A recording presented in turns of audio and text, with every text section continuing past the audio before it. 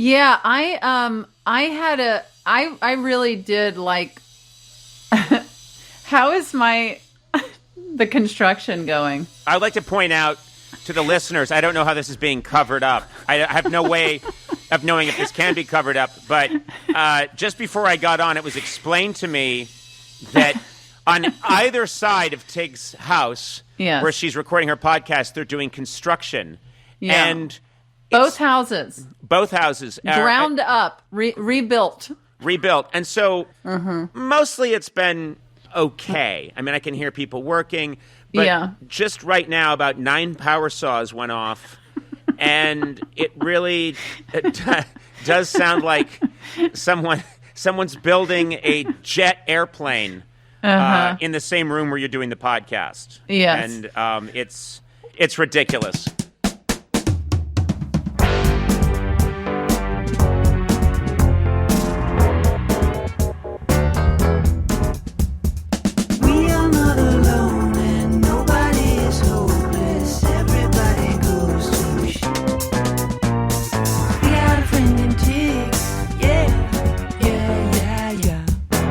This is Don't Ask Tig. I'm Tig Notaro.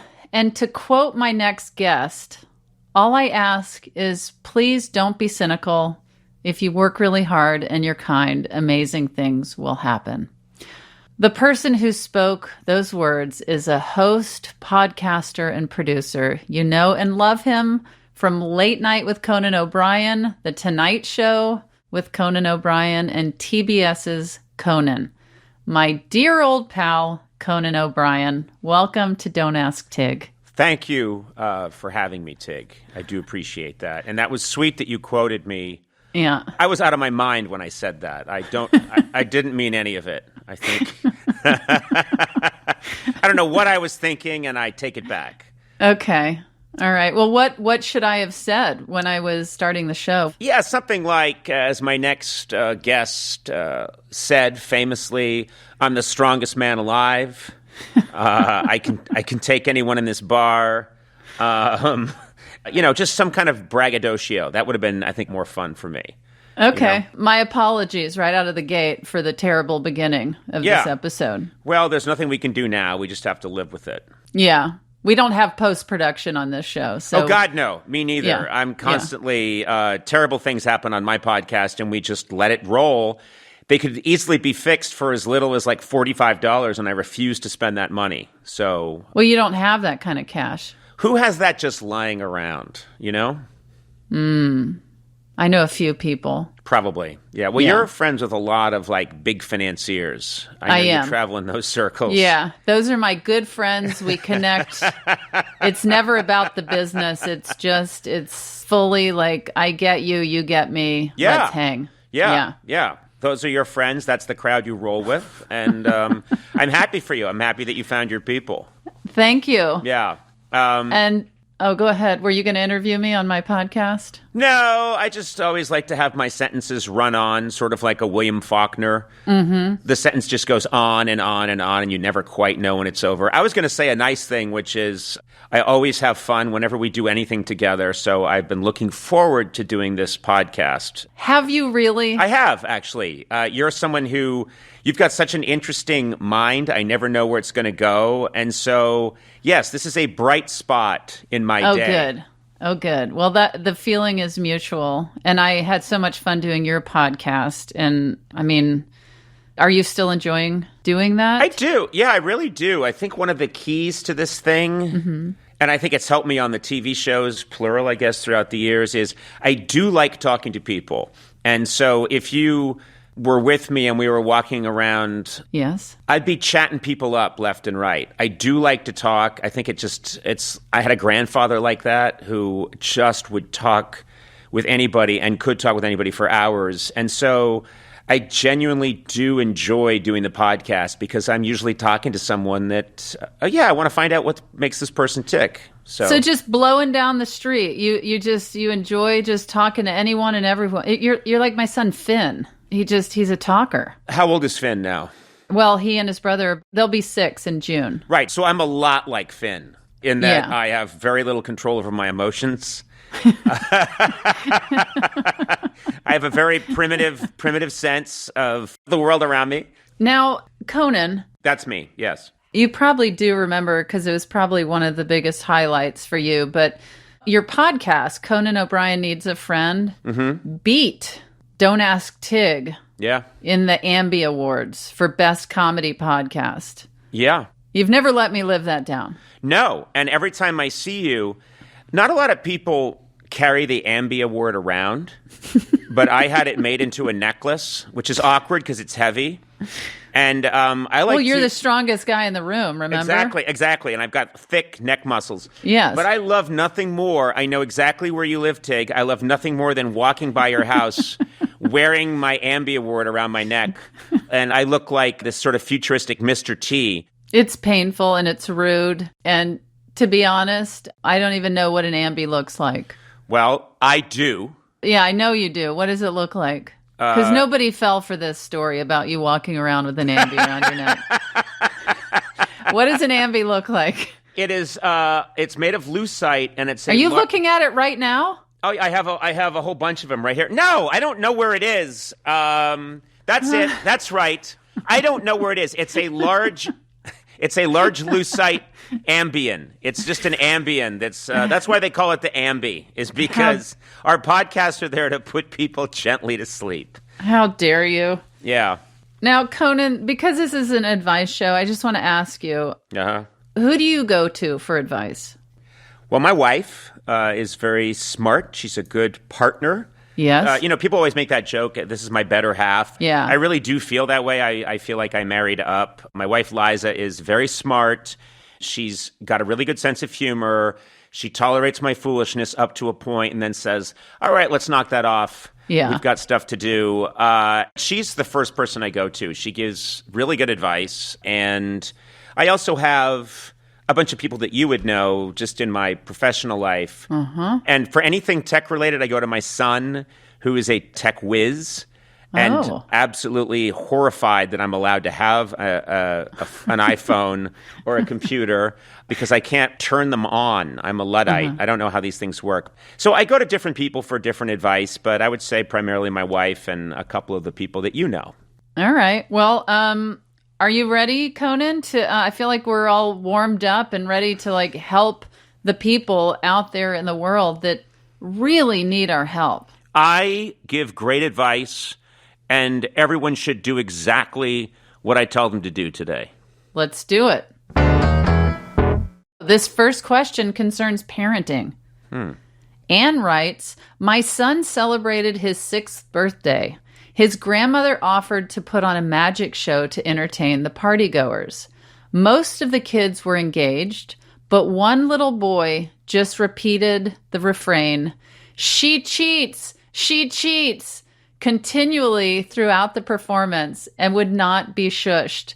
This was distracting for everyone. Tig, as the mother of young boys yourself, what would you consider to be the best way to handle such a situation?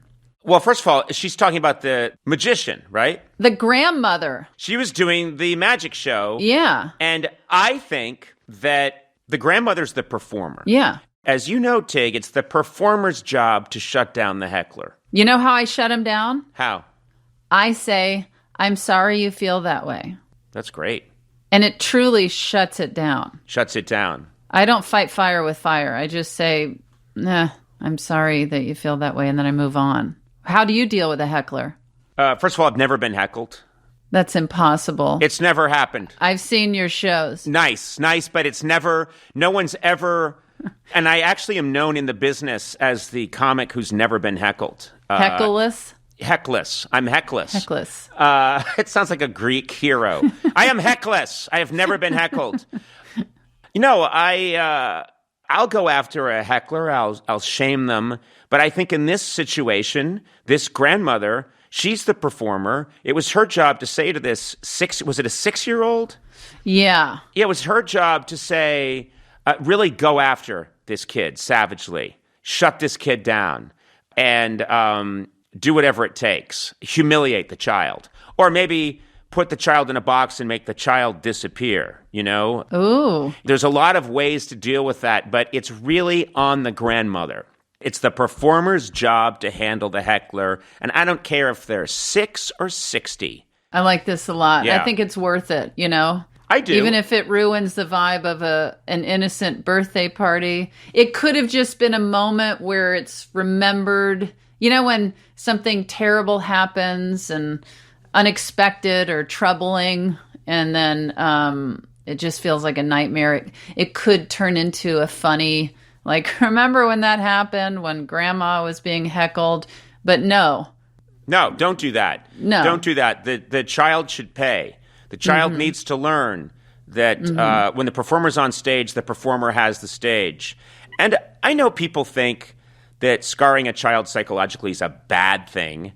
I don't see Who thinks that? Who thinks that? It's this fringe movement. So I routinely, when I was raising my children, would try to frighten them in the morning wearing scary masks.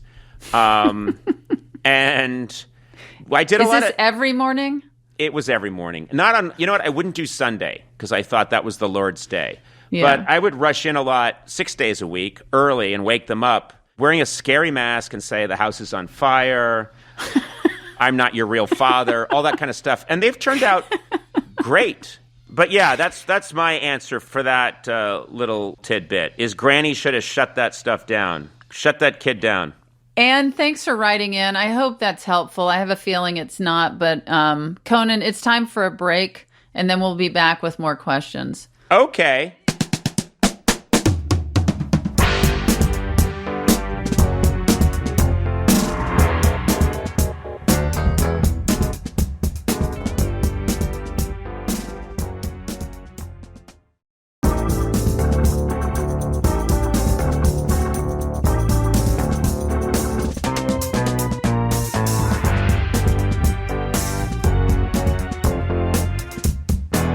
And we're back. Conan, some of the most beloved moments of your TV show came from interactions with your office employees. Yes. So maybe that'll come in handy for this next question.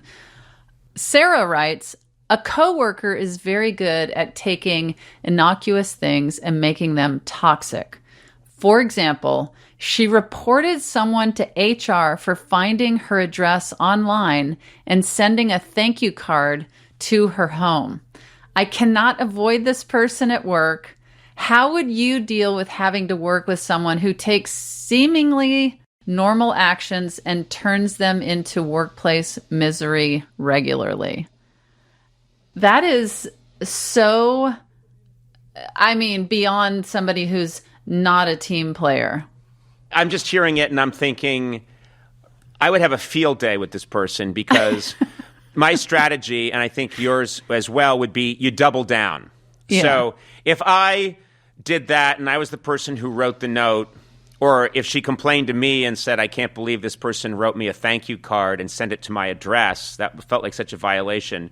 I think I would then write a note to her saying, I'm so sorry that happened. That's terrible. That should never happen again. And I would mail that letter to her address. Then the next day I would write another letter saying, still thinking about this. And I want you to know I'm on the case. And I'm going to swing by. I have a gift for you. I'm coming by. I have a gift, and I'm bringing some friends because they are outraged that your privacy was violated that way. Yeah, that is my feeling, is you have to double down on that because that's the only way to exorcise this demon. Yeah. If you get reported to HR for that, are you really going to get in trouble? I don't know. I am a stand-up comedian, so I don't really know about HR. I think you'd get in the corporate world, my guess is you would get a talking to. If someone reports something to HR, then HR has to go to that person and have a talk with them.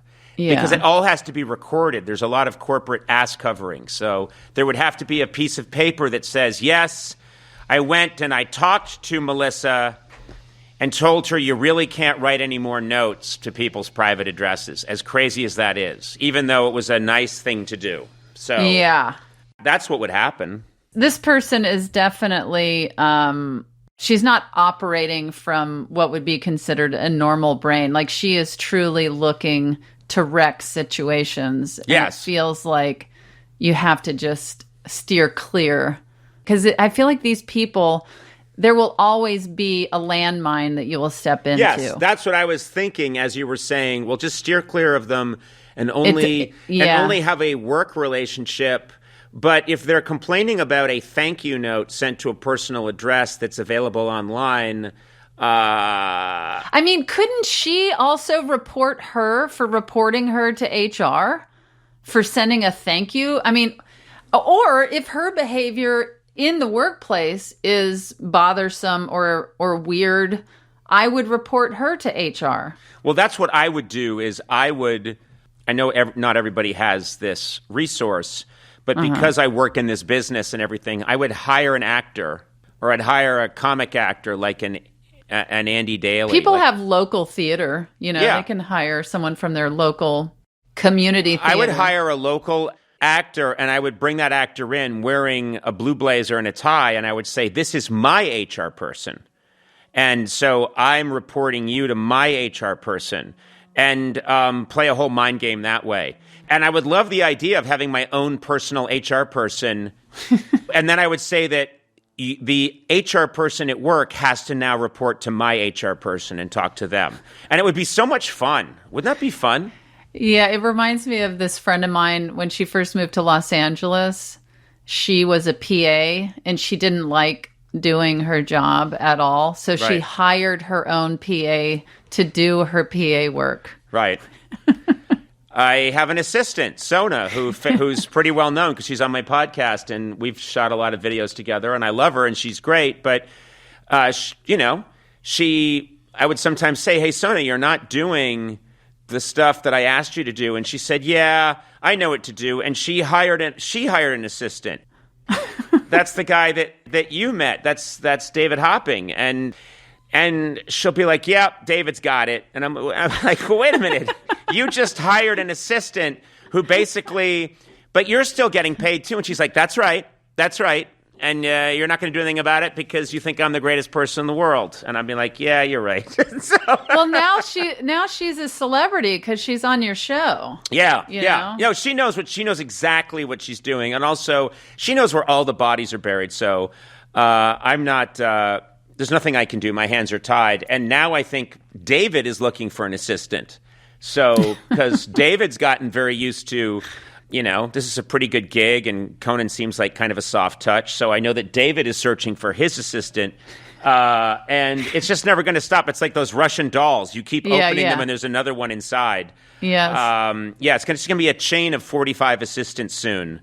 But, I have sympathy for this person writing in, Sarah, because I think she's dealing with someone who is unreasonable. It's unreasonable. It's utterly impossible. I've dealt with people like this in different forms of relationships where no matter what, there is a problem. Always a problem. Also, you're dealing with someone who doesn't want to be happy. Mm-hmm. So what they're doing is they're setting off fire alarms and they're detonating landmines left and right because they don't want to be happy, and there's no pleasing them. You can't fill that need hole that they were born with. Whatever happened to them as a child, they were probably ridiculed by a cruel magician who lost it on them. Well, probably because they were born with a need hole. Yeah. No kid wants to be at a party with a need hole on display. Well, as a guy who was also born with a need hole, I can speak to that. That's what I should do, is start doing PSAs. If you were born with a need hole, and then I just lift up my shirt and there's this dark hole that most comedians have, that's this bottomless, needy... You don't have that big of a need hole because you enjoy weirdness. I do. No, I don't. But I also do have the thing that all of us have, which is, so people thought that was pretty funny. They thought, yes, everyone thought it was really good. Good job. Anyway, can you go outside and take the recycling out? But did you hear? See? Did you see? But you saw what I did, did it look pretty? Wasn't it pretty funny when they said this and then they said, yeah, if you're a robot made of caramel, wasn't that a pretty funny comeback?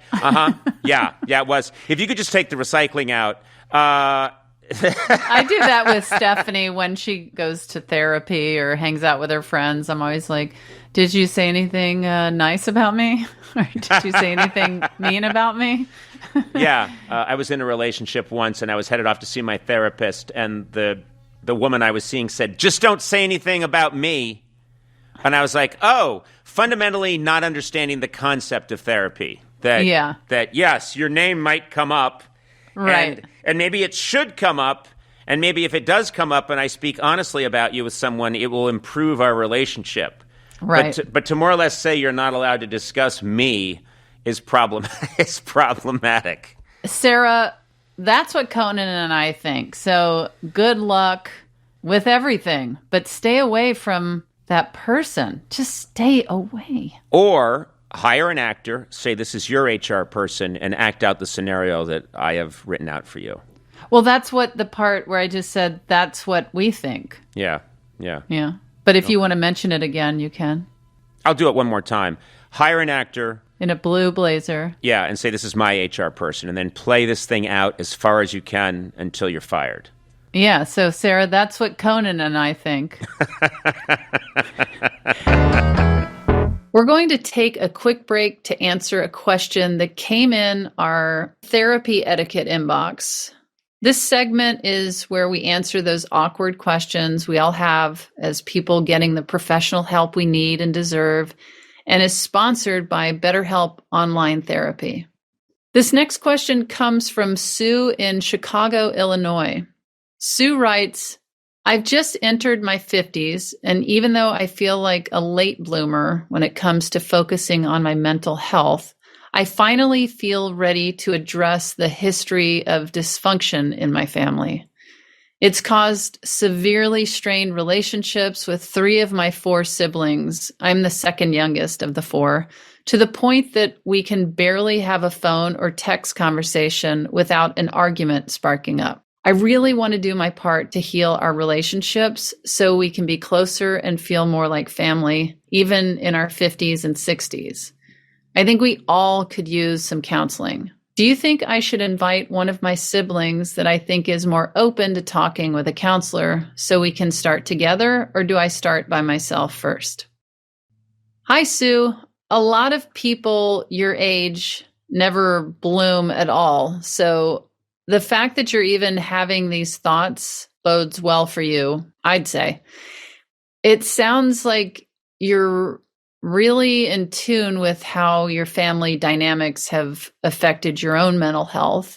In fact, your own self-work might be a good model for your siblings who share your family background, but have processed the past in their own different ways.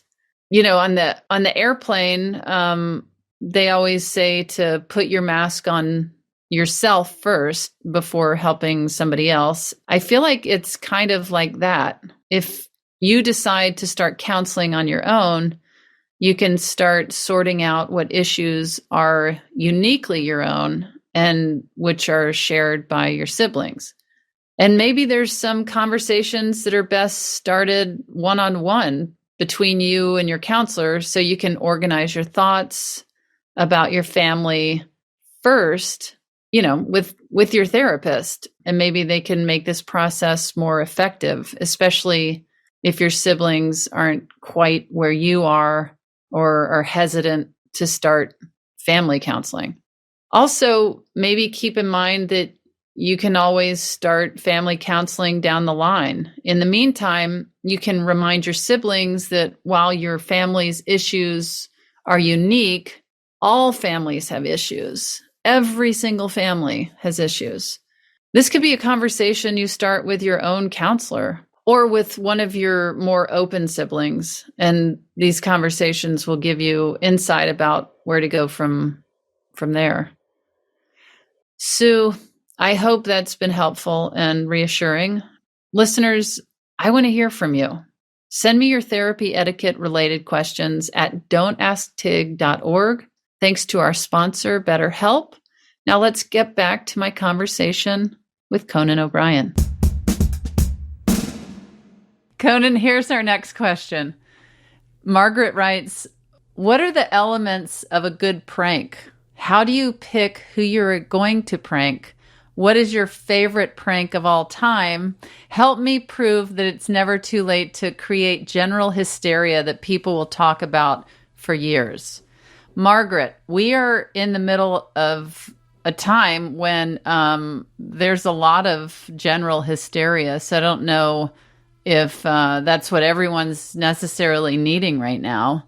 I feel like we have more than enough for years, but I do love a prank. I love pranking. Believe me. My kids actually just got little buzzers where they shake your hand and it buzzes you. And I have to constantly act like I'm shocked. And they'll be like, oh, get up and go look at that. And I'll get up and go look. And then they put a whoopee cushion down. Yep. It's just a lot of that at our house right now. I have to say, I don't like a prank. Okay. Pranks terrify me. Not the kind that you're talking about with your kids, but pranks, I think, can so easily. Yeah, those are simple. Those are sweet, small, simple pranks. But, I think sometimes I'm, when back in the day when I would be involved in pranks as a young man, I was always terrified that I would accidentally break the law or that someone would get killed. I was very worried about a prank because the really good ones that you hear about, like George Clooney is famously always pranking his friends, and, Brad Pitt will come into his trailer and, George Clooney filled it with hogs.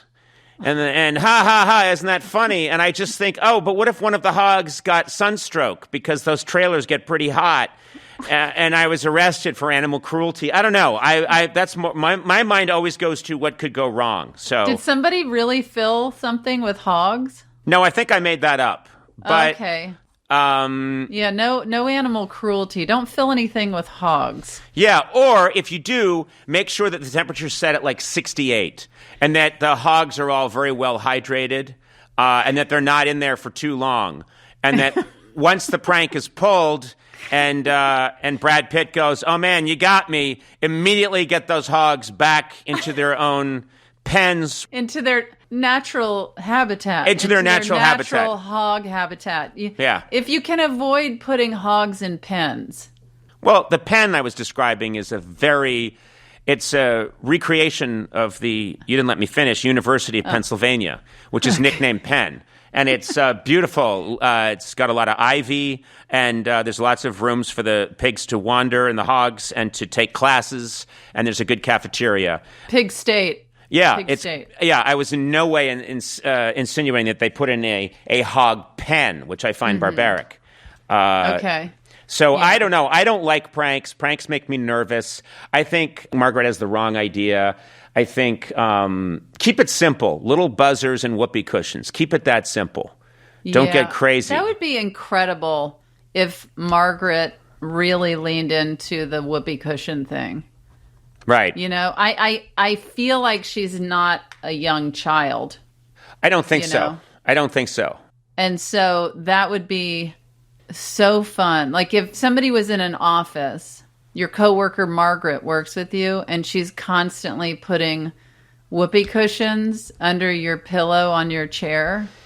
I mean, what a delight would that be if you constantly heard whoopee cushions going off through the cubicles? I have a celebrity story to tell about a celebrity who did just this. Back in the day, as a youngster, I worked on Saturday Night Live, and the host one week was Leslie Nielsen from the Naked Gun movies, the white, and from the movie Airplane, and just this hilarious comic actor. He was the guest, and so I got introduced to him, and when I shook his hand, there was the loud sound of flatulence, and he stared at me in that Leslie Nielsen way of like, oh, did something just happen? And he had a little device that he kept in his pocket that it had made that made the whoopee cushion sound. When you host Saturday Night Live, you get there on Monday and you're there all week. He did it to everybody.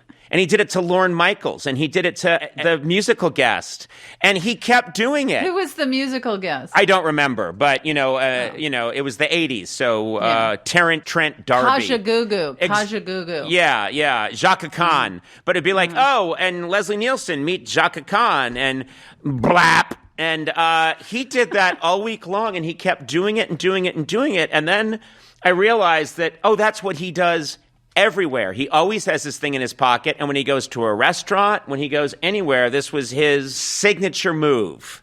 And so, I love that. Yeah, and so that was proof. At the time, I think Leslie Nielsen was 72 years old or older.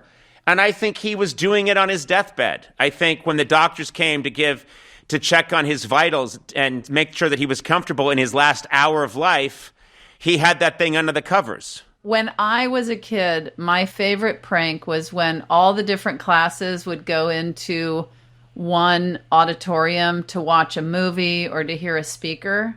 I would make no face expression, and there would be hundreds of students in there, and I would make this noise. And I would just no face expression, and they'd stop the movie, turn the light on, and try and figure out who was doing it. And everybody was just sitting there. And even with the light on, while the teacher was like, "Who is making this noise?" I would just go. But wait a minute. The kids next to you must have known it was you. They knew it was me, but I always did it, and they thought it was so funny. Good. And so nobody would tell on me, and we would all just sit there and drive the poor woman insane. I had many pranks, and that was one of my favorites. But anyway, Margaret, stick to the whoopee cushion. Yes. It would be so incredible to have this woman named Margaret in the office placing whoopee cushions under everyone's seats. Also, I just got some intel that the week that Leslie Nielsen hosted, it was the Cowboy Junkies were the musical guest. Yeah, I love the Cowboy Junkies. Well, I assure you that every member of the Cowboy Junkies will back me up that when they met Leslie Nielsen and shook his hand, they heard an explosive sound of flatulence. Well, what's interesting is how mellow and quiet the Cowboy Junkies are. I wonder if you go back and watch that episode, if you can hear flatulence in the background backstage, because they're so quiet. I'm sure you can. I'm sure you can. Yeah. And it probably bleeds through into their performance, and it probably rattled them a little bit or enhanced the song. You decide. Okay. Well, Conan, we've reached the final segment of the show. It's called Best Advice, Worst Advice. Okay. This is a segment where we ask people about memorable advice they've received.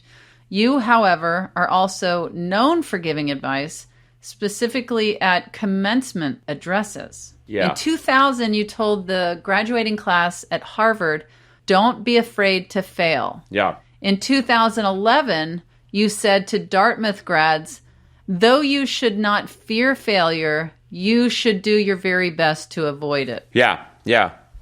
Do you stand by your advice still? Oh, God, no. I move from town to town giving advice and hoping that no one will ever back up. Well, wait, what did you say? We heard your last advice in the other town. It doesn't quite jibe with this advice.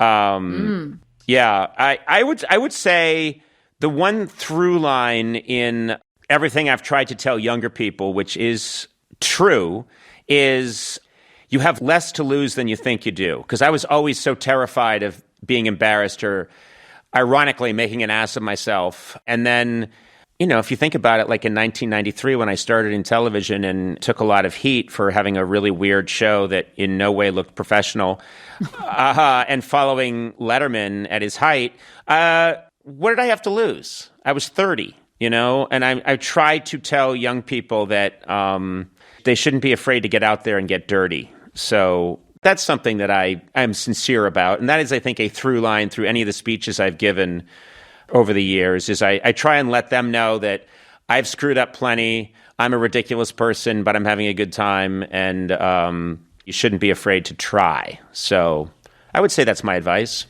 Yeah. Okay. And what would you say is the worst advice that you've ever gotten? The worst advice I've ever gotten? Honestly? Yes. I think, with no joking aside, I think anytime someone's got an idea for how to make a lot of money quickly, that's the thing you get a lot of advice about, and I always steer clear of those people, you know? When I had a chance early on to buy Microsoft stock, I stayed away. Same with Google, and same with Facebook. I was suspicious, and I lost out on a massive fortune because of it. But I'm going to stick with my decisions. Always avoid anyone saying, hey, you could make a lot of money if you invested in this. So even though you've missed out on loads of cash, you still say... Well, because we don't know really where the Apple stock is going to end up. So right now it looks like across the board I made terrible choices. But let's see in 10, 15 years, you know? Yeah. Yes, I've probably missed out on making upwards of $900 million by refusing to take any of this advice. But who knows? Maybe in a few years that'll be down to 800 or 700 million that I've lost out on. Okay, now, since you're giving financial advice, which is what most people tune into this show for. As they should. What is your feeling about investing in real estate? Well, I think if you're going to buy in a neighborhood, make sure that the houses on either side of you How dare you? are completed and are new construction. Don't buy a nice house that's on either side of two houses that you know are very quickly going to be torn down and rebuilt. And especially don't do that if you have twins. If you've got twins who have to live through this noise, that's going to be scarring and upsetting for them. Oh my gosh, my kids are in heaven. They go on tours of these houses that are being rebuilt, and they're, you know, always peeking over the fence at the construction. They're in heaven. I'm sad to say that the show just came to an end. Not because it naturally does, but because I'm going to cut you off there. And because of what you said. Yeah, because I mocked the fact that there's construction on either side of your house at the same time. I mean, it's ridiculous. It is so stupid. And it's stupid because I have 2 podcasts. It's just ridiculous. But the show's over, Conan. The show is over. Well... Do you want to promote anything? I have nothing to promote. Look at me. Not even your podcast? Because you're going to see a bump. You're going to see a bump. Conan O'Brien needs a friend wherever you get your podcasts. You know, okay. You got to check that out. I'll take you on the ride of your life. It's a great podcast. You're good at what you do, sir. Well, thank you, as are you. Thank you. Goodbye to you, Tig.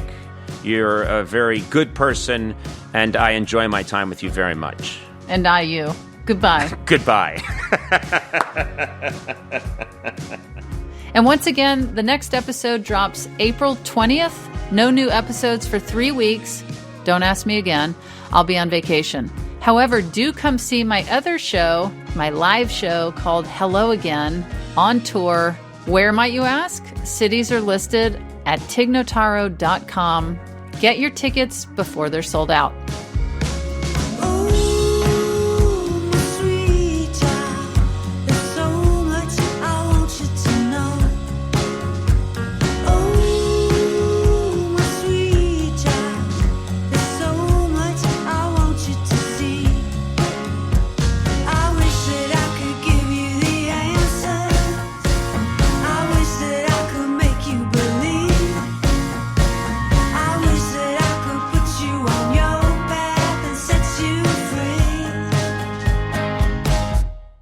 That's what your heart is for. That's what your heart is for. That's what your heart is for. Listen to your heart. Don't Ask Tig is hosted by me, Tig Notaro. It's produced by Thomas Willett, Shayna Deloria, and Ryan Lohr. Our executive producer and editor is Beth Perlman. Engineering and sound mixing by Johnny Vince Evans and Eric Romani. Digital production by James Napoli. Talent booking by Marianne Ways. Production support from Pizza Shark. Our theme music is Friend and Tig by Edie Brickell and Kyle Crusham. And Listen to Your Heart by Edie Brickell. Special thanks to Hunter Seidman. APM Studios executives in charge are Lily Kim, Alex Schaffert, and Joanne Griffith. Concept developed by Tracy Mumford. Our executive consultant is Dean Capello and Gobsmack Studios. You can always ask for advice at don'tasktig.org. Just write in with your problem or send us a voice memo. Remember to follow us on social media at Don't Ask Tig. Don't Ask Tig is a production of American Public Media. And as always, thanks, Dana, and I'll tell Becky.